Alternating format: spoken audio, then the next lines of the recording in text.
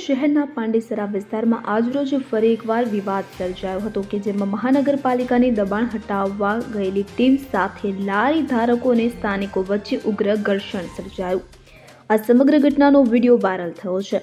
આ વાયરલ વિડીયોમાં જોવા મળ્યું હતું કે મહિલાઓ અને કેટલાક પુરુષો મહાનગરપાલિકાના કર્મચારીઓ સાથે દબાણ હટાવવા મુદ્દે માથાકૂટ કરી હતી।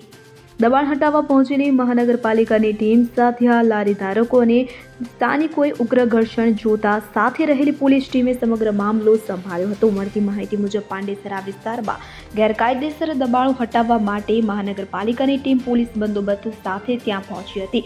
જો કે દબાણ હટાવવાની કામગીરી શરૂ થતાં જ લારી ધારકો અને સ્થાનિકોએ તેનો ઉગ્ર વિરોધ કર્યો હતો। જોતજોતામાં દબાણ હટાવવાનો વિરોધ ઘર્ષણમાં પરિણમ્યો હતો, જેમાં દબાણ હટાવવા આવેલી ટીમ સાથે બોલાચાલી થઈ હતી કે જેમાં સ્થાનિકો અને લારી ધારકોએ દબાણ હટાવવા પહોંચેલી મહાનગરપાલિકા અને પોલીસ કર્મીઓ સાથે ઉગ્ર ઘર્ષણ જોવા મળ્યું હતું।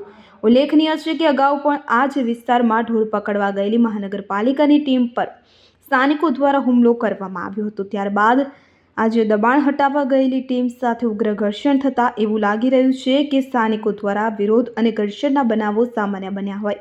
તદુપરાંત પોલીસ દ્વારા વાયરલ થયેલા વિડીયોના આધારે વધુ કાર્યવાહી હાથ ધરવામાં આવશે। સુનિલ ગાંજાવાલા, સુરત। હવે જુઓ દેશ દુનિયાની તમામ ખબરો તમારી આંગળીના ટેરવે। ઉઠાવો મોબાઈલ અને ગૂગલ પ્લે સ્ટોર પરથી ડાઉનલોડ કરો અમારી CN24 ન્યૂઝ મોબાઈલ એપ।